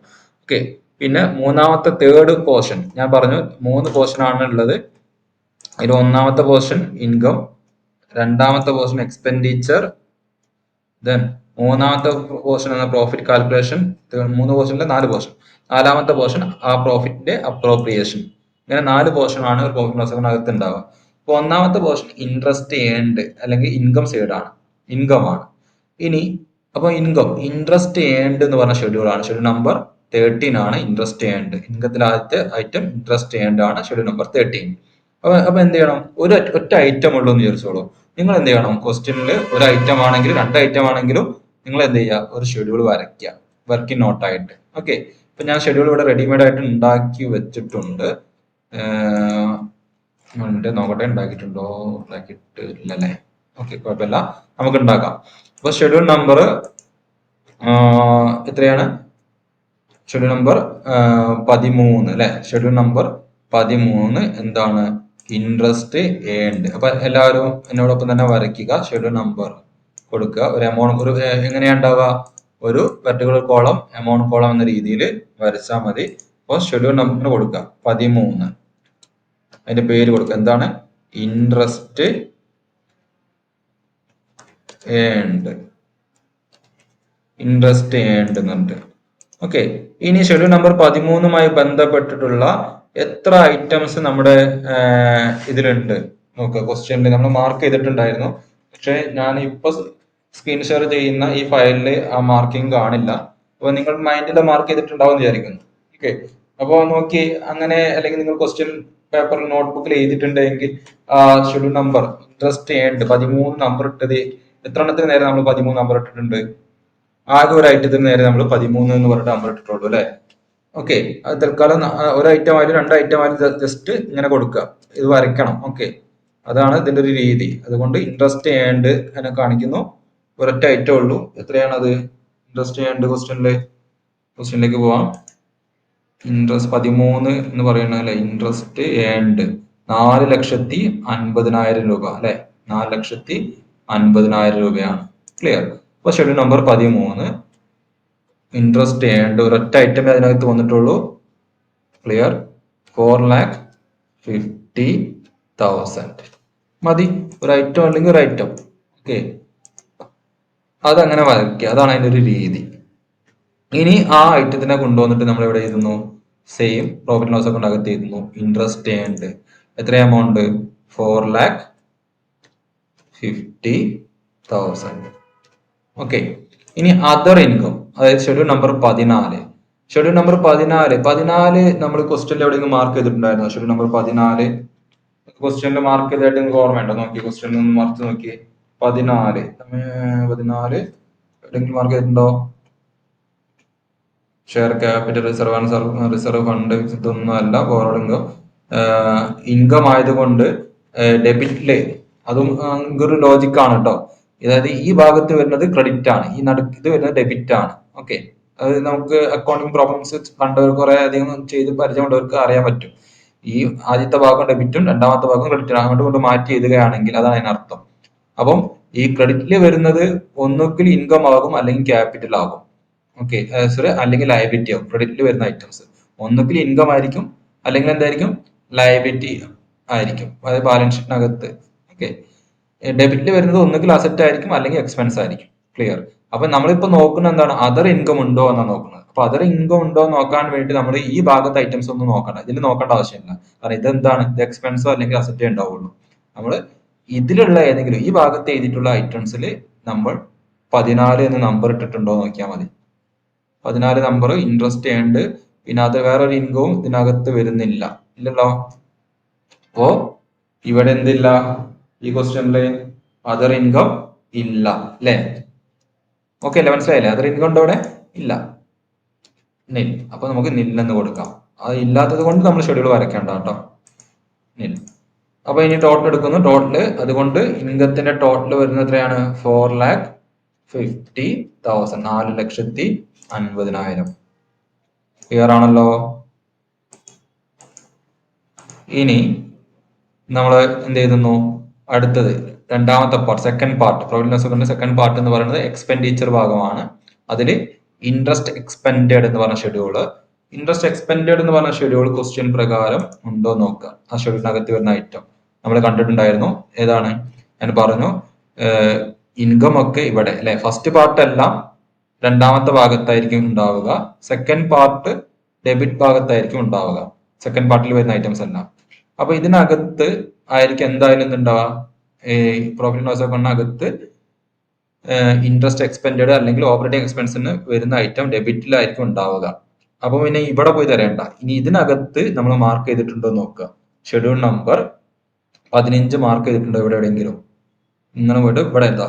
ഇൻട്രസ്റ്റ് അക്രൂഡ് ആൻഡ് പെയ്ഡ് എന്ന് പറഞ്ഞ ഐറ്റം നമ്മൾ നേരത്തെ ക്വസ്റ്റ്യൻ വായിച്ച സമയത്ത് മാർക്ക് ചെയ്തിട്ടുണ്ടായിരുന്നു. ഇത്രയാണ് ഷെഡ്യൂൾ നമ്പർ 15, അല്ലെ? അപ്പൊ നമുക്കത് ഇവിടെ അതുപോലെ നേരത്തെ ചെയ്ത പോലെ തന്നെ അടുത്ത ഷെഡ്യൂൾ ഉണ്ടാക്കാം. ഒരൊറ്റ ഐറ്റം ഉള്ളൂ എങ്കിലും ഞാൻ പറഞ്ഞു ചെയ്യണം. ഷെഡ്യൂൾ നമ്പർ 15 നമ്പർ ഇടുക. പേര് ചെയ്ത എന്താണ് പേര്? Interest expended. Interest expended. Okay, ഒരൊറ്റ ഐറ്റം ഉള്ളൂ കേട്ടോ. ജസ്റ്റ് നമ്മൾ അതിന്റെ നേരെ എന്ത് ചെയ്യുന്നത്? ഇൻട്രസ്റ്റ് എക്സ്പെൻഡഡ് ആണ്. ക്വസ്റ്റ്യനിൽ അതിന്റെ പേര് എന്തായിരുന്നു? ഐറ്റത്തിന്റെ പേര് ഇൻട്രസ്റ്റ് എക്സ്പെൻഡഡ് എന്നല്ല ക്വസ്റ്റ്യനിൽ കാണുന്നത്. ഇൻട്രസ്റ്റ് അക്രൂഡ് ആൻഡ് പെയ്ഡ് എന്നുള്ളതാണ്. നമ്മൾ അതുപോലെ എഴുതും. Interest accrued and paid.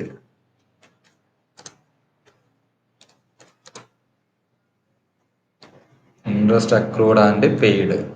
Okay, amount എത്രയായിരുന്നു ക്വസ്റ്റ്യനില്? 20 lakh ആണോ? എത്ര? 2 lakh അല്ലേ? എവിടെയാ? 2 lakh. എമൗണ്ട് എടുക്കുന്ന സമയത്ത് എന്തെങ്കിലും മിസ്റ്റേക്ക് ഉണ്ടെങ്കിൽ പറയണം കേട്ടോ. 2 lakh. ഓക്കെ, പെട്ടെന്ന് നോക്കുന്ന സമയത്ത് അങ്ങോട്ടും ഇങ്ങോട്ട് മാറി എടുത്തു പോയാലേ, അതുകൊണ്ടാണ് പറയുന്നത്. നിങ്ങൾ ശ്രദ്ധിക്കുക, ഒന്ന് നോക്കുക. അപ്പൊ ഇൻട്രസ്റ്റ് എക്സ്പെൻഡഡ് ഒറ്റ ഐറ്റം ഉള്ളൂ, 2 lakh. നമ്മൾ അതും ഇതുപോലെ ഇവിടെ കൊണ്ടുവന്ന് എഴുതുന്നു, 2 lakh. ഓക്കെ, ഇനി അടുത്ത ഐറ്റം ഓപ്പറേറ്റിംഗ് എക്സ്പെൻസസ് ആണ്. ഓപ്പറേറ്റിംഗ് എക്സ്പെൻസസ് നേരത്തെ പറഞ്ഞ പോലെ ക്വസ്റ്റ്യനിൽ ഡെബിറ്റ് സൈഡിലെ ഉണ്ടാവുകയാണെങ്കിൽ ഡെബിറ്റിലേ ഉണ്ടാവുള്ളൂ. അപ്പൊ ഡെബിറ്റിൽ നമ്മൾ ഷെഡ്യൂൾ 16 മാർക്ക് ചെയ്തിട്ടുള്ള ഏതെങ്കിലും ഐറ്റംസ് ഉണ്ടോ നോക്കുക. അപ്പൊ ഏതാണ് ഒരു സാലറിക്ക് നമ്മൾ ഷെഡ്യൂൾ 16 മാർക്ക് ചെയ്തിട്ടുണ്ട്, റെന്റിനും നമ്മൾ ഷെഡ്യൂൾ നമ്പർ 16 മാർക്ക് ചെയ്തിട്ടുണ്ട്. അപ്പൊ അത് രണ്ടും ഓപ്പറേറ്റിംഗ് എക്സ്പെൻസ് എന്ന് പറഞ്ഞ ഷെഡ്യൂളിനകത്താണ് വരിക. സോ വീണ്ടും വരയ്ക്കുക, എന്താ കൊടുക്കുക 16, ഷെഡ്യൂൾ നമ്പർ 16, എന്താ പേര് ഓപ്പറേറ്റിംഗ്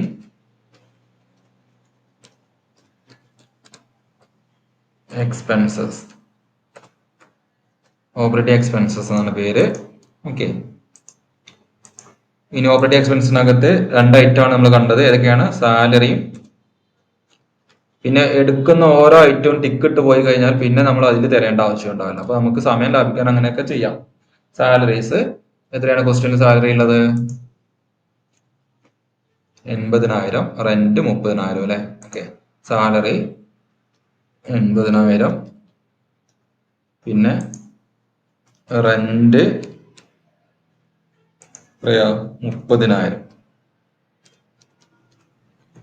ഓക്കെ, അപ്പൊ ഇത് രണ്ടായിട്ടുള്ളത് ഉള്ളത് കൊണ്ട് നമുക്ക് ടോട്ടൽ ഇടാം. അപ്പൊ ടോട്ടൽ ചെയ്യാം. ടോട്ടൽ എത്രയാ? 1,10,000 ആയിരിക്കും അല്ലെ. 1,10,000, 1,10,000.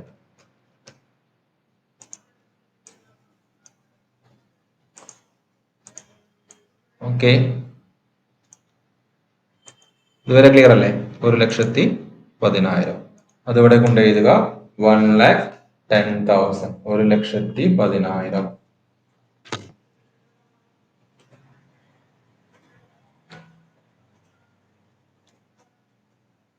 ഇനി പ്രൊവിഷൻസ് ആൻഡ് കണ്ടിൻജൻസീസ്. എന്തെങ്കിലും പ്രൊവിഷനോ കണ്ടിൻജൻസീസോ നമ്മൾ ഇതിനകത്ത് കണ്ടിട്ടുണ്ടോ? പ്രൊവിഷൻസ് ആൻഡ് കണ്ടിൻജൻസി, നമ്മൾ ഒരു പ്രൊവിഷനും കണ്ടിൻജൻസി നമ്മൾ ഇതിനകത്ത് നമ്മുടെ ഈ ക്വസ്റ്റിനകത്ത് നമുക്ക് അങ്ങനെ ഒരു എന്താണ് provision for depreciation, provision for income tax, അങ്ങനെ എന്തെങ്കിലും ഐറ്റംസ് നമ്മൾ ഇവിടെ കണ്ടിട്ടുണ്ടോ? അങ്ങനെ ഒരു ഐറ്റം പോലും നമുക്ക് ഈ പ്രോബ്ലത്തിൽ വന്നിട്ടില്ല. ഓക്കെ, പ്രൊവിഷൻസ് ആൻഡ് കണ്ടിൻജൻസി നമുക്ക് ഇതിനകത്ത് വന്നിട്ടില്ല. വേണമെങ്കിൽ നമ്മുടെ ഒരു എന്താണ് നിയമം അനുസരിച്ചിട്ട് നമുക്ക് ഇൻകം ടാക്സിൽ നമുക്ക് പ്രൊവിഷൻ വെക്കാം. ഓക്കെ, പ്രൊവിഷൻ എന്നിട്ട് നമുക്ക് ഈ CRR-ഉം അതുപോലെ തന്നെ SLR ഒക്കെ വേണമെങ്കിൽ നമുക്ക് വെക്കാം. പക്ഷെ ഇവിടെ നമ്മൾ അങ്ങനെ ഒരു പ്രൊവിഷൻ ഒന്നും ഈ ക്വസ്റ്റ്യനിൽ നമ്മൾ ചെയ്യുന്നില്ല കേട്ടോ. ഓക്കെ, അപ്പൊ നമ്മൾ ക്വസ്റ്റ്യൻ എടുത്ത് പറയാത്ത സ്ഥിതിക്ക് നമ്മൾ അത് ചെയ്യണ്ട. ഇപ്പൊ ഇവിടെ എല്ലാം കൂടി കൂട്ടി നോക്കുക. അപ്പൊ നമുക്ക് എക്സ്പെൻഡിച്ചറിന്റെ ടോട്ടൽ കിട്ടും. ടോട്ടൽ എക്സ്പെൻഡിച്ചർ എത്ര വരുന്നത്? 3,10,000 ആയിരിക്കും. കൂട്ടാൻ വലിയ പ്രയാസമൊന്നുമില്ലല്ലോ. 3,10,000. ഓക്കെ, 3,10,000. അപ്പോ ഒന്നാമത്തെ പാർട്ട് കഴിഞ്ഞ് രണ്ടാമത്തെ പാർട്ട് കഴിഞ്ഞു. ഇനി നമ്മൾ തേർഡ് പാർട്ടിലേക്ക് പോവാണ്. തേർഡ് പാർട്ടിൽ പ്രോഫിറ്റ് ഓർ ലോസ്. നമ്മൾ ഇനി നമുക്ക് ഈ വർഷം പ്രോഫിറ്റ് ആണോ ലോസ് ആണോ ഉണ്ടായിട്ടുള്ളത് എന്നുള്ളത് കണ്ടുപിടിക്കുന്നതാണ് തേർഡ് പാർട്ട്. ഓക്കെ, അപ്പൊ ഈ വർഷത്തെ പ്രോഫിറ്റ് ആണോ ലോസ് ആണോ നമുക്ക് ഇതിന് നേരെ എഴുതാം. ഓക്കെ, അപ്പൊ നമുക്കറിയാം ഇൻകം 4,50,000 ഉണ്ട്. ദെൻ എക്സ്പെൻഡിച്ചർ നമുക്ക് 3,10,000 ഉണ്ട്. അങ്ങനെയെങ്കിൽ നമുക്ക് ഇവിടെ ഈ വർഷം ഉണ്ടായത് പ്രോഫിറ്റ് ആണ്. എത്രയാണ് പ്രോഫിറ്റ്? 1,40,000. ഓക്കെ, കൂടാതെ ക്വസ്റ്റ്യനിൽ നമുക്ക് പ്രോഫിറ്റ് ആൻഡ് ലോസ് അക്കൗണ്ട് 1/4/2010 എന്ന് പറഞ്ഞിട്ട് ഒരു 1,60,000 ഉണ്ട്. ഇതെന്താണ്? ഇത് കഴിഞ്ഞ വർഷത്തെ പ്രോഫിറ്റ് ബ്രോഡ് ഫോർവേഡ് ആണ്. അപ്പൊ കഴിഞ്ഞ വർഷത്തെ പ്രോഫിറ്റ് ബ്രോഡ് ഫോർവേഡ് ഉണ്ടെങ്കിൽ അതും നമ്മൾ ഇവിടെ കാണിക്കുക. അത് എത്രയാണ്? 1,60,000 പറഞ്ഞ 1,60,60,000. ക്ലിയർ? 1,60,60,000 നമ്മൾ അവിടേക്ക് എടുക്കുന്നു. 1,60,60,000, 1,60,60,000. അങ്ങനെ നമ്മുടെ ടോട്ടൽ പ്രോഫിറ്റ് വരുന്നത് എത്രയാണ്? അപ്പോ മൊത്തത്തില് 3 ലക്ഷം രൂപ നമുക്ക് ടോട്ടൽ പ്രോഫിറ്റ് ഉണ്ട്. 3 lakh. ക്ലിയർ? നമ്മുടെ മൂന്നാമത്തെ ഒരു പൂജ്യം ഓർമ്മയില്ലേ? 3 lakh. നമ്മുടെ മൂന്നാമത്തെ പാർട്ടും കഴിഞ്ഞു. ക്ലിയർ? അപ്പോൾ എത്രയാണ് പ്രോഫിറ്റ് ഉള്ളത്? 3 ലക്ഷം രൂപയാണ് ഇവിടെ പ്രോഫിറ്റ് ഉള്ളത്. ഇനി നാലാമത്തെ പാർട്ട് എന്ന് പറഞ്ഞെങ്കിൽ ഇതിന്റെ അപ്രോപ്രിയേഷൻ ആണ്. അപ്രോപ്രിയേഷൻ എന്ന് പറഞ്ഞെങ്കിൽ ക്വസ്റ്റ്യനകത്ത് നമുക്ക് അഡീഷണൽ ഇൻഫർമേഷൻ ആയിട്ടൊക്കെ ആയിരിക്കും തരിക അപ്രോപ്രിയേഷൻ എന്ന് പറയുന്നത്.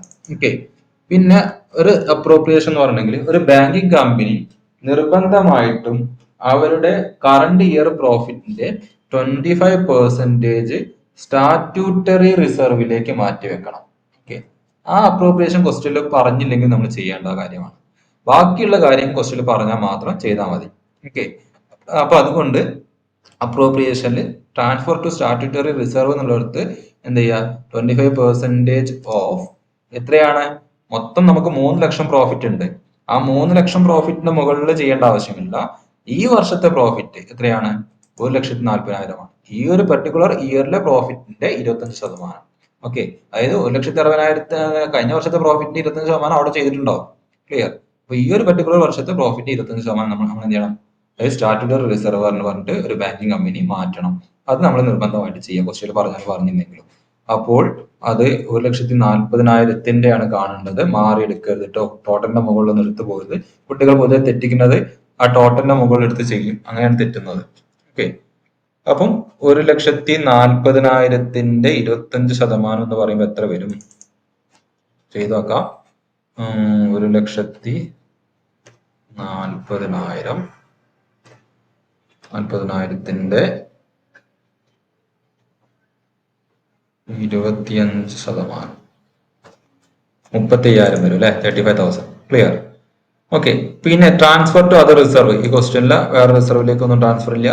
ദെൻ ട്രാൻസ്ഫർ ടു ഗവൺമെന്റ് ഒരു പ്രൊപ്പോസ്ഡ് ഡിവിഡന്റ്, അങ്ങനെ ഒരു ഐറ്റം ക്വസ്റ്റ്യൻ നമ്മൾ കണ്ടിട്ടില്ല. സോ നില്ല് കൊടുക്കുക. Then balance carried to our balance sheet. അപ്പോൾ ഇത് രണ്ടും ഇല്ല, അതില്ലാത്തത് കൊണ്ട് ബാക്കി പ്രോഫിറ്റ് എല്ലാം ഇങ്ങോട്ടുള്ളതാണ്, ബാലൻസ് ഷീറ്റിലേക്കുള്ളതാണ്. അത് എത്രയായിരിക്കും, മൊത്തം പ്രോഫിറ്റ് 3 ലക്ഷമായിരുന്നു, അതിൽ 35,000 സ്റ്റാറ്റ്യൂട്ടറി റിസർവിലേക്ക് പോയി കഴിഞ്ഞാൽ ബാക്കി ബാലൻസ് ഷീറ്റിലേക്ക് പോകുന്ന പ്രോഫിറ്റ് എന്ന് പറയുന്നത് എത്രയായിരിക്കും, 2,60,000. 3 ലക്ഷത്തിൽ നിന്ന് 35,000 മൈനസ് ചെയ്ത് കഴിഞ്ഞാൽ 2,65,000 ആയിരിക്കും. Okay, clear. അപ്പൊ ഇങ്ങനെയാണ് ഒരു എന്ത് ചെയ്യുക, ഒരു ബാങ്കിങ് കമ്പനിയുടെ എന്ത് പ്രിപ്പയർ ചെയ്യുന്നത്, ബാങ്കിങ് കമ്പനിയുടെ ഒരു profit and loss account prepare ചെയ്യേണ്ടത് ഈ ഒരു രീതിയിലാണ്. ക്ലിയർ. അപ്പോൾ പ്രത്യേകത എന്താണെന്ന് വെച്ചിട്ടുണ്ടെങ്കിൽ അപ്രോപ്രിയേഷന്റെ ടോട്ടലും അതുപോലെ മൂന്നാമത്തെ സെഷന്റെ ടോട്ടലും നാലാമത്തെ പ്രോഫിറ്റ് ആൻഡ് ലോസ് അക്കൗണ്ടിലെ മൂന്നാമത്തെ സെഷന്റെ ടോട്ടലും നാലാമത്തെ സെഷന്റെ ടോട്ടലും തുല്യമായിരിക്കും. ഓക്കെ, അതായത് മൂന്നാമത്തെ സെഷൻ ടോട്ടൽ 3 ലക്ഷമാണ്, നാലാമത്തെ സെഷന്റെ ടോട്ടലും 3 ലക്ഷമായിരിക്കും.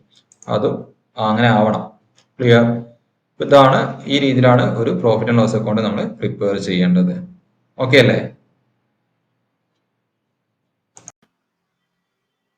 ഓക്കെ, ഇനി നമുക്ക് ഇതിൽ ചെയ്യാനുള്ളത് ബാലൻസ് ഷീറ്റ് ആണ്. അപ്പോൾ നമ്മൾ profit and loss account prepare ചെയ്ത് ഇനി ബാലൻസ് ഷീറ്റ് നമുക്ക് പ്രിപ്പയർ ചെയ്യാം. അപ്പോൾ ബാലൻസ് ഷീറ്റ് പ്രിപ്പയർ ചെയ്യുന്ന സമയത്ത് ഇതുപോലെ തന്നെ നമുക്ക് ഷെഡ്യൂളുകളുടെ സഹായത്തോടു കൂടി തന്നെയാണ് നമ്മൾ ചെയ്യേണ്ടത്.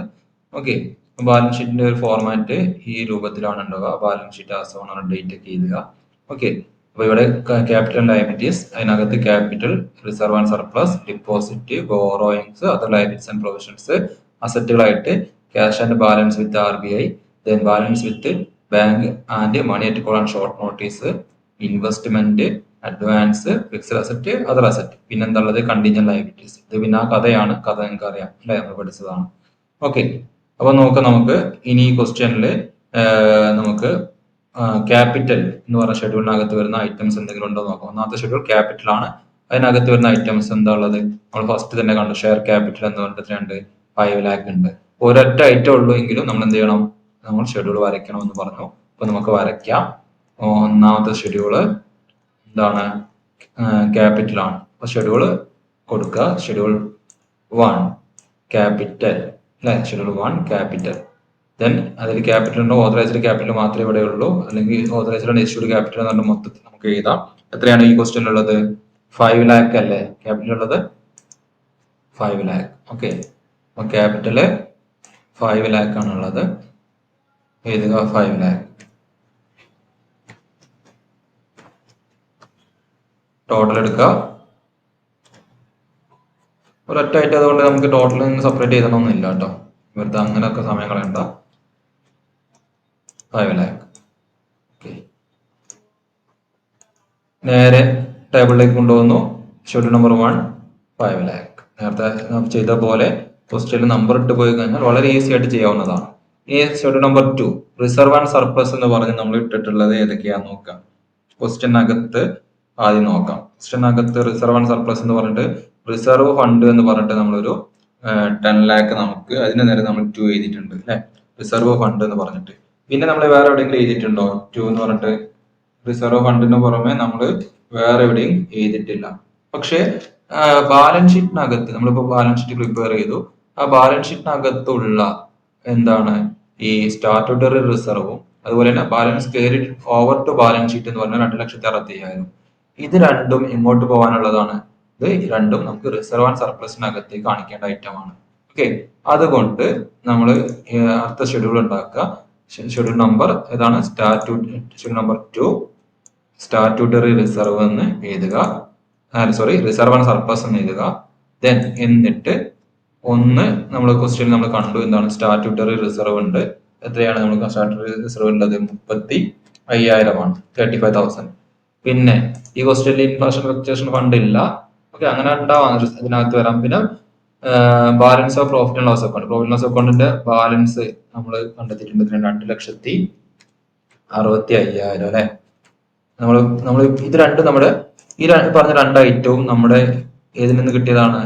നമ്മൾ പ്രിപ്പയർ ചെയ്തിട്ടുള്ള നമ്മുടെ പ്രോഫിറ്റ് ആൻഡ് ലോസ് അക്കൗണ്ട് അകത്ത് നിന്ന് കിട്ടിയതാണ് അല്ലെ. ട്രാൻസ്ഫർ ടു സ്റ്റാറ്റ്യൂട്ടറി റിസർവ് എന്ന് പറയുന്ന 35,000, balance carried over to balance sheet എന്ന് പറയുന്ന 2,60,50,000. അതിന് പുറമെ ക്വസ്റ്റ്യനിൽ നമ്മൾ മാർക്ക് ചെയ്തിട്ടുണ്ട് ഷെഡ്യൂൾ നമ്പർ 2 എന്ന് പറഞ്ഞിട്ട് റിസർവ് ഫണ്ട് എത്രയാണ്? 10 lakh. അപ്പൊ അതും നമ്മൾ ഇതിനകത്ത് കാണിക്കണം.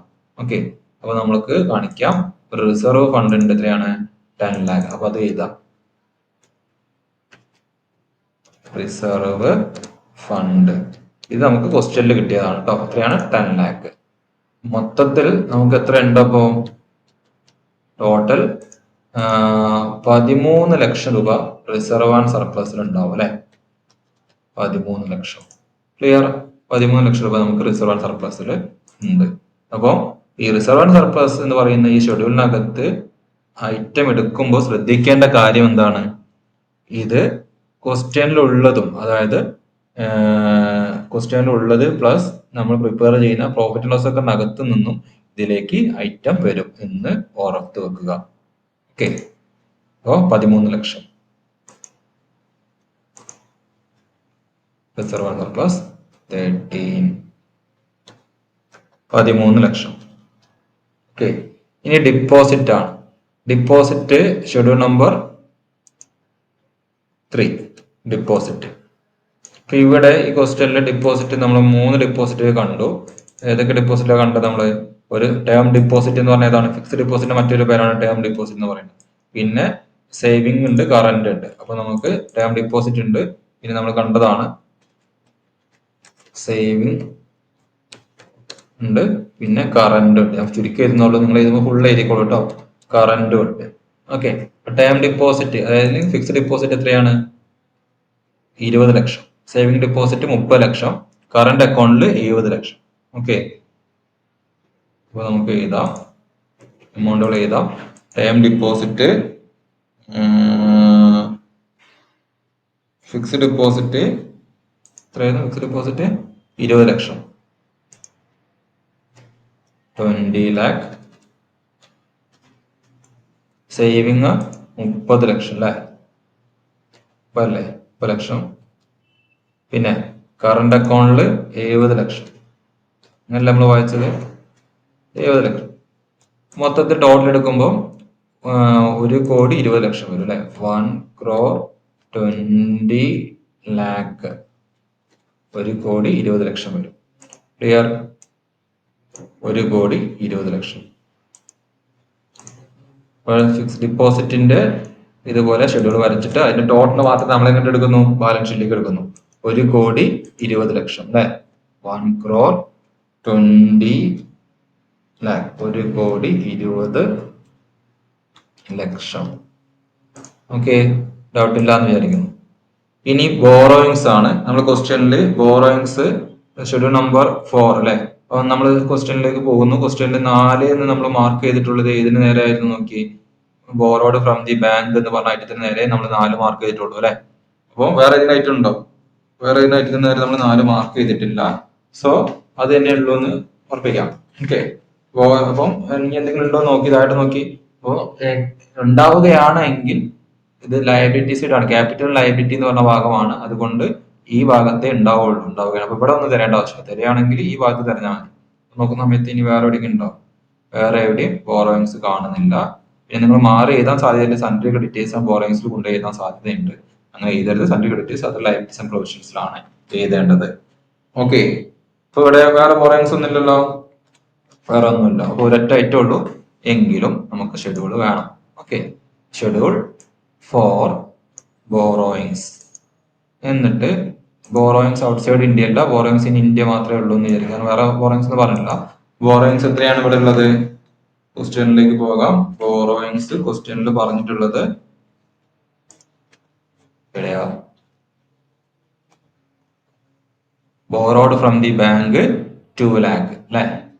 2 lakh ഇവിടെ എഴുതുക. 2 lakh ഒറ്റ ഐറ്റല്ലേ ഉള്ളൂ, അതുകൊണ്ട് നമ്മൾ ടോട്ടൽ ഒന്നും എടുക്കുന്നില്ല. നേരെ അങ്ങോട്ട് കോളം വെച്ചിട്ട് അത് അവിടെ കൊണ്ടുപോയാൽ മതി. Okay, 2 lakh borrowings 2 lakh.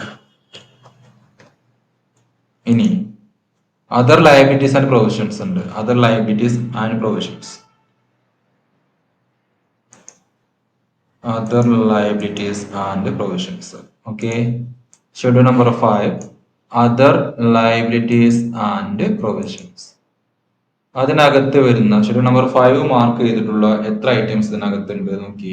ക്വസ്റ്റിനകത്ത് നമ്മൾ മാർക്ക് ചെയ്തിട്ടുള്ള ഒരു അൺക്ലൈം ഡിവിഡൻഡ് ഉണ്ട്, ബിൽസ് പേയബിൾ ഉണ്ട്, സൺഡ്രി ക്രെഡിറ്റേഴ്സ് ഉണ്ട്. 3 ഐറ്റംസിലേ ഉള്ളൂ അതർ ലയബിലിറ്റീസ് ആൻഡ് പ്രൊവിഷൻ എന്ന് പറഞ്ഞാൽ നമ്മൾ മാർക്ക് ചെയ്തിട്ടുള്ളത് അല്ലേ? ഏതൊക്കെയാണ്? Bills payable, unclaim dividend, sundry creditors അല്ലെ? അപ്പൊ നമുക്ക് ആ ഷെഡ്യൂൾ വരയ്ക്കാം. ആ ഷെഡ്യൂൾ ബിൽസ് പേയബിൾ ഉണ്ട്, പിന്നെ ഈ ഐറ്റംസ് ഒന്നും ഇല്ലതിലുള്ളത്, അതുകൊണ്ട് നമ്മൾ വായിക്കുകയാണ്. എന്നിട്ട് ബിൽസ് പേയബിൾ ഉണ്ട്, പിന്നെ ഉള്ളത് സൺഡ്രി ക്രെഡിറ്റേഴ്സ് ഉണ്ട്, സൺഡ്രി ക്രെഡിറ്റേഴ്സ്. പിന്നുള്ളത് എന്തായിരുന്നു? അൺക്ലെയിം ഡിവിഡൻഡ് അല്ലേ? അൺക്ലെയിംഡ് ഡിവിഡൻഡ്, അൺക്ലെയിംഡ് ഡിവിഡൻഡ് ഉണ്ട്. ഓക്കെ, അതിലുള്ളത് ബിൽസ് പേയബിൾ എത്രയുള്ളത്? ബിൽസ് പേയബിൾ ക്വസ്റ്റ്യനിലേക്ക് പോകാം ആദ്യം. Bills payable 8 lakh.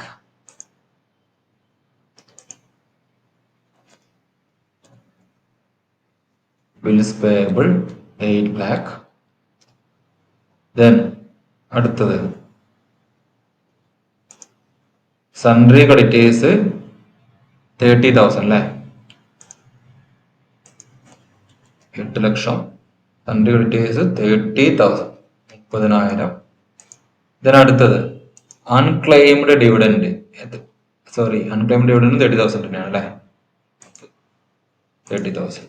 അപ്പോ മൊത്തം നോക്കുമ്പോൾ 8,60,60,000 എന്ത് വരുന്നത് നമുക്ക് ഇവിടെ ടോട്ടൽ വരുന്നത്. 8,60,60,000.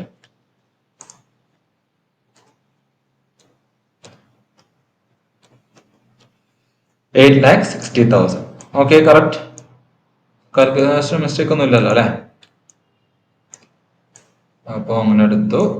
8,60,60,000 വരുന്നു ടോട്ടൽ.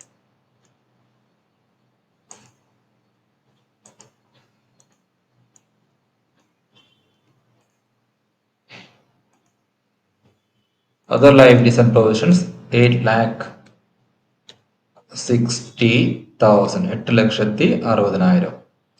ഓക്കെ, ഇനി നമുക്ക് ടോട്ടൽ ചെയ്യാം. ക്യാപിറ്റൽ ആൻഡ് ലയബിലിറ്റീസ് ടോട്ടൽ ചെയ്യുന്ന സമയത്ത് 5 lakh പ്ലസ് 13 ലക്ഷം plus 1,20,00,000 plus 2 lakh plus 8,60,000 total ചെയ്യുന്നു 1,48,60,000 അല്ലെ? 1,48,60,000 വരുന്നത്. അപ്പോൾ നമ്മൾ ചെയ്ത് ശരിയാവുകയാണെങ്കിൽ എന്തായിരിക്കും ഉണ്ടാവുക? നമ്മുടെ അസറ്റിന്റെ ടോട്ടലും അത് തന്നെ ആയിരിക്കും നമ്മൾ ചെയ്ത് ശരിയാണെങ്കിൽ. ഓക്കെ, ബാക്കി ചെയ്യാം, പറയാം. അടുത്തത് ഇനി cash and balance with RBI എന്നുള്ള ഷെഡ്യൂൾ ആണ് അടുത്തത്. അപ്പൊ നമുക്ക് ഇനി അടുത്ത ഷെഡ്യൂൾ വരയ്ക്കാം. Cash and balance with RBI അല്ലെ? Cash and balance with RBI. Okay, വലിയ ഷെഡ്യൂൾ ആണ്. ഇപ്പൊ ഇവിടെ നമ്മൾ കണ്ടത് ബാലൻസ് വിത്ത് ബാങ്ക് ക്വസ്റ്റ്യനിൽ നമ്മൾ ഷെഡ്യൂൾ നമ്പർ 7 മാർക്ക് ചെയ്തിട്ടുള്ളത് ഏതൊക്കെയാണ് ഇതിന് അറിയാനുള്ളത്? ഷെഡ്യൂൾ നമ്പർ 7 മാർക്ക് ചെയ്തിട്ടുള്ളത് ക്യാഷ് അറ്റ് ബാങ്ക് ഉണ്ട്, sorry cash in hand. Schedule number 6 അല്ല നമ്മൾ ചെയ്യുന്നപ്പോൾ ഷെഡ്യൂൾ നമ്പർ 6 ചെയ്തിട്ടില്ലല്ലോ. ഷെഡ്യൂൾ നമ്പർ 6 ഏതാണ്ട്? ഷെഡ്യൂൾ നമ്പർ 6 അവിടെ ഉണ്ട്. Schedule number 6 cash in hand ഉണ്ട്. ക്യാഷ് ഇൻ ഹാൻഡ് എത്രയാ ക്വസ്റ്റ്യൻ ഉള്ളത്? Cash in hand 60,000. Okay, cash in hand 60,000, 60,000. പിന്നെ ഉള്ളത് എന്താണ്? 6ൽ വേറെ എന്തെങ്കിലും ഉണ്ടോ? Balance with bank, balance with reserve bank of India ക്വസ്റ്റ്യനിൽ തന്നിട്ടില്ല. അപ്പൊ ആകെ ഒരു ഐറ്റം ഉള്ളൂ. ഓക്കെ, അതുകൊണ്ട് ഷെഡ്യൂൾ 6ൽ വരുന്ന cash and balance with RBI എന്ന് പറഞ്ഞിട്ട് വരുന്നത് വെറും 60,000 രൂപ. ക്ലിയർ? അപ്പൊ നമുക്ക് അത് ബാലൻസ് ഷീറ്റിലേക്ക് എഴുതാം. ഫസ്റ്റ് ഷെഡ്യൂൾ നമ്പർ 6ല് 60,000, 60,000. വേറെ ഒന്നുമില്ലല്ലോ ക്വസ്റ്റ്യനിൽ. ക്വസ്റ്റ്യൻ ഒന്നുകൂടി നോക്കുക കേട്ടോ. നമ്മൾ ഷെഡ്യൂൾ നമ്പർ മാർക്ക് ചെയ്ത് കൊടുത്ത് 6 മാർക്ക് ചെയ്തിട്ടുണ്ടോ നോക്കുക ഐറ്റത്തിന് നേരെ. ഇപ്പൊ ഒരു ഐറ്റം ഞാൻ കണ്ടിട്ടുള്ളൂ, ഇനി നിങ്ങൾ നോക്കൂ. ഓക്കെ, ഇനി അടുത്ത ഷെഡ്യൂൾ നമ്പർ 7 മാർക്ക് ചെയ്തിട്ടുള്ളത് അല്ലെ ഏതാണ്? ക്യാഷ് അറ്റ് ബാങ്കും ഉണ്ട്, money at call and short notice ഉണ്ട്. അത് ഷെഡ്യൂൾ നമ്പർ 7 ആണ്. ഓക്കെ, അപ്പൊ നമുക്ക് 7 പ്രിപ്പയർ ചെയ്യാം. Schedule number 7 balance with bank ഉണ്ട്. എത്രയാണ്? ക്യാഷ് അറ്റ് ബാങ്ക് എന്ന് പറഞ്ഞിട്ട് ക്വസ്റ്റ്യൻ നോക്കി അറിയാം. ക്യാഷ് അറ്റ് ബാങ്ക്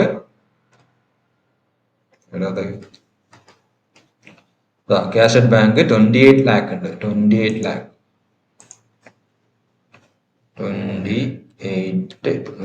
28 ലക്ഷം. പിന്നെ money at call and short notice ഉണ്ട് ക്വസ്റ്റ്യനിൽ. എത്രയാണത്? Money at call and short notice, money at call and short notice 3 lakh.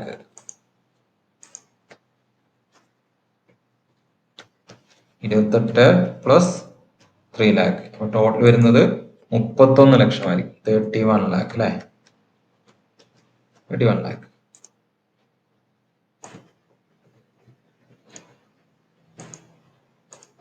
Lakh. Balance ഷീറ്റിലേക്ക് എടുത്ത് എഴുതുന്നു. Balance with bank and money at call and short notice schedule number 7 എത്ര വരുന്നത്? 31 lakh. Okay, ഇനി അടുത്ത ഷെഡ്യൂൾ നമ്പർ ഇൻവെസ്റ്റ്മെന്റ് ആണ്. Schedule number 8 investment. ക്വസ്റ്റ്യനിൽ 8 എന്ന് മാർക്ക് ചെയ്തിട്ടുള്ള ഐറ്റം ഏതാന്ന് നോക്കിയാൽ മതി. അപ്പൊ ഇൻവെസ്റ്റ്മെന്റ് 8 മാർക്ക് ചെയ്തിട്ടുള്ള ഒരൊറ്റ ഐറ്റം ഉള്ളൂ നമ്മൾ കണ്ടിട്ടുള്ളൂ, വേറെ ഒന്നുമില്ലല്ലോ. ഏതാ ഇൻവെസ്റ്റ്മെന്റ് എന്ന് പറയുന്ന ഈ 30 lakh മാത്രമേ ഉള്ളൂ. ഓക്കെ, ഒരു ഐറ്റം ഉള്ളെങ്കിൽ നമ്മൾ എന്ത് ചെയ്യണം? വരയ്ക്കണം. Okay, investment in government securities ആണോ? അതൊന്നുമല്ലതില്. അപ്പൊ നമുക്ക് തൽക്കാലം ഇൻവെസ്റ്റ്മെന്റ് തന്നെ എഴുതിയാൽ മതി. ഇൻവെസ്റ്റ്മെന്റ് എത്രയാണ്? 30 lakh ആണ്, 30 ലക്ഷം. 30 lakh.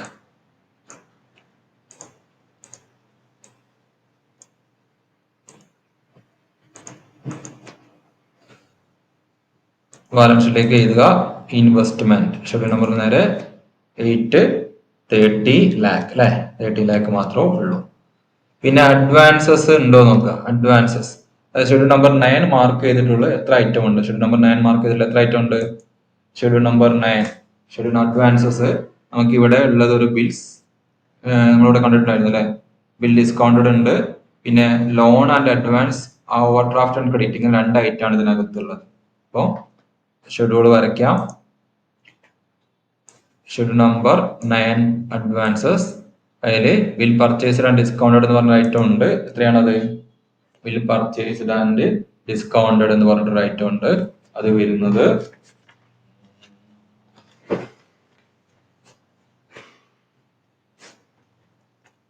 കുറച്ച് നോക്കുക.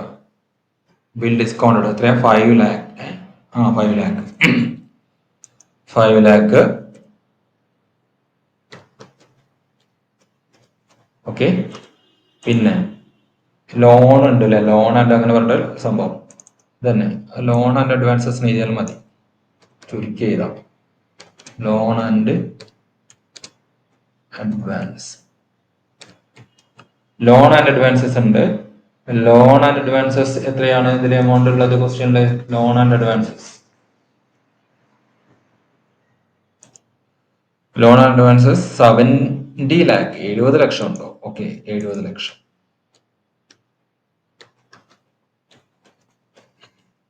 70 ലാക്ക്. വേറെ അഡ്വാൻസസ് ഒന്നും ക്വസ്റ്റ്യനിലില്ല. മൊത്തം ടോട്ടൽ ചെയ്യുമ്പോൾ 75 ലാക്ക് ആണ് ഉള്ളത്. 75 lakh. Loan and advances 75 lakh.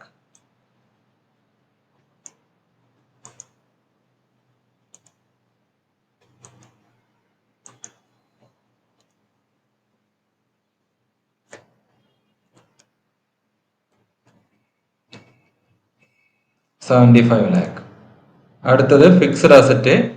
Fixed asset എത്രയാണുള്ളത്? ഫിക്സഡ് അസറ്റ് നോക്കാം. ഫിക്സഡ് അസറ്റ് ഒരു പ്രീമൈസസ് മാത്രമേ ഉള്ളൂ ഈ ക്വസ്റ്റ്യനിൽ. ഫിക്സഡ് അസറ്റ് നമ്മൾ കണ്ടത് അത് മാത്രമേ ഉള്ളൂ അല്ലേ? ഇവിടെയാണ് premises 12 lakh. Schedule number 10 fixed asset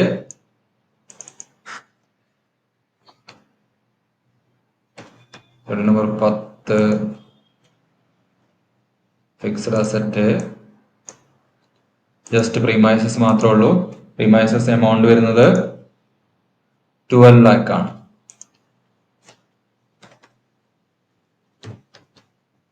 12 lakh. Okay,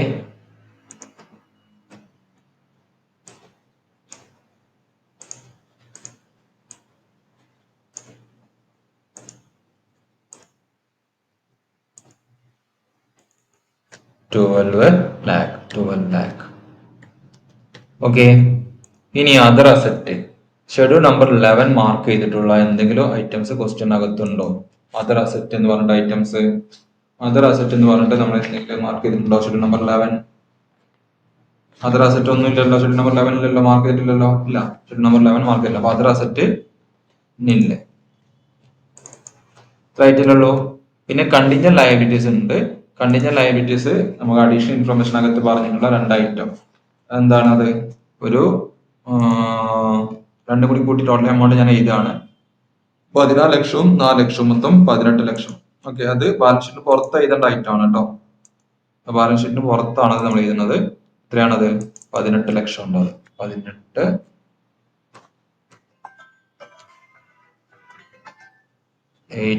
lakh, 18 ലക്ഷം. ഓക്കെ, അപ്പൊ ഇത്രയേ ഉള്ളൂ ഐറ്റംസ് നമുക്ക് എടുക്കാനുള്ളത്.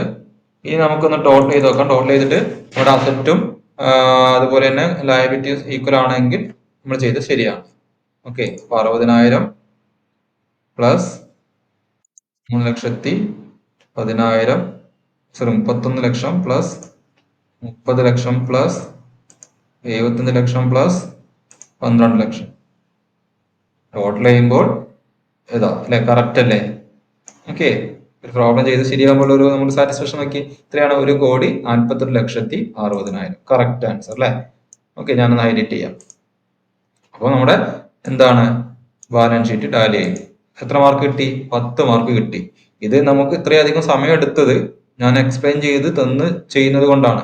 വളരെ ഒരു 15 മിനിറ്റ് 20 മിനിറ്റ് കൊണ്ട് നിങ്ങൾക്ക് ഈ പ്രോബ്ലം എക്സാമിന് ചെയ്യാൻ പറ്റണം. അതിന് നിങ്ങൾ ക്വസ്റ്റ്യൻ വായിക്കുന്നു, ക്വസ്റ്റ്യൻ വായിക്കുന്നതോടൊപ്പം തന്നെ എന്ത് ചെയ്യുന്നു? ഷെഡ്യൂൾ നമ്പേഴ്സ് മാർക്ക് ചെയ്യുന്നു. പിന്നീട് നമ്മൾ ആദ്യം പ്രോബ്ലം നോട്ട്സ് കൊണ്ട് വരച്ചു വെക്കുന്നു, ബാലൻസ് ഷീറ്റും വരച്ചു വെക്കുന്നു. പിന്നെ ഷെഡ്യൂൾസ്, അതിനുശേഷം ഷെഡ്യൂൾസ് പ്രിപ്പയർ ചെയ്ത് നേരെ ഇതിലേക്ക് എമൗണ്ടുകൾ എടുത്ത് എഴുതി കഴിഞ്ഞാൽ വളരെ വേഗത്തിൽ ഒരു 10-20 മിനിറ്റ് കൊണ്ട് നിങ്ങൾക്ക് ഒരു ഈ ഒരു എസ്സേ എഴുതാൻ പറ്റും. മാക്സിമം ഒരു 20 മിനിറ്റ്, 15 മിനിറ്റ് കൊണ്ട് തീർക്കണം മാക്സിമം കേട്ടോ. സോറി, മാക്സിമം 20 മിനിറ്റ് എടുക്കുക, 15 മിനിറ്റ് കൊണ്ട് മാക്സിമം തീർക്കാൻ ശ്രമിക്കുക. ഓക്കെ, അപ്പൊ ശരി. അപ്പൊ ഈ രീതിയിൽ പ്രോബ്ലംസ് നന്നായിട്ട് വർക്ക്ഔട്ട് ചെയ്ത് നോക്കുക. എന്തായാലും ഒരു എസ്സേ ക്വസ്റ്റ്യൻ ബാങ്കിൽ നിന്നും ചോദിക്കാം. അതുപോലെ തന്നെ കൺസോളിഡേറ്റഡ് ഫിനാൻഷ്യൽ സ്റ്റേറ്റ്മെന്റ് എന്ന ചാപ്റ്ററിൽ നിന്നും നമുക്ക് ചോദിക്കാം.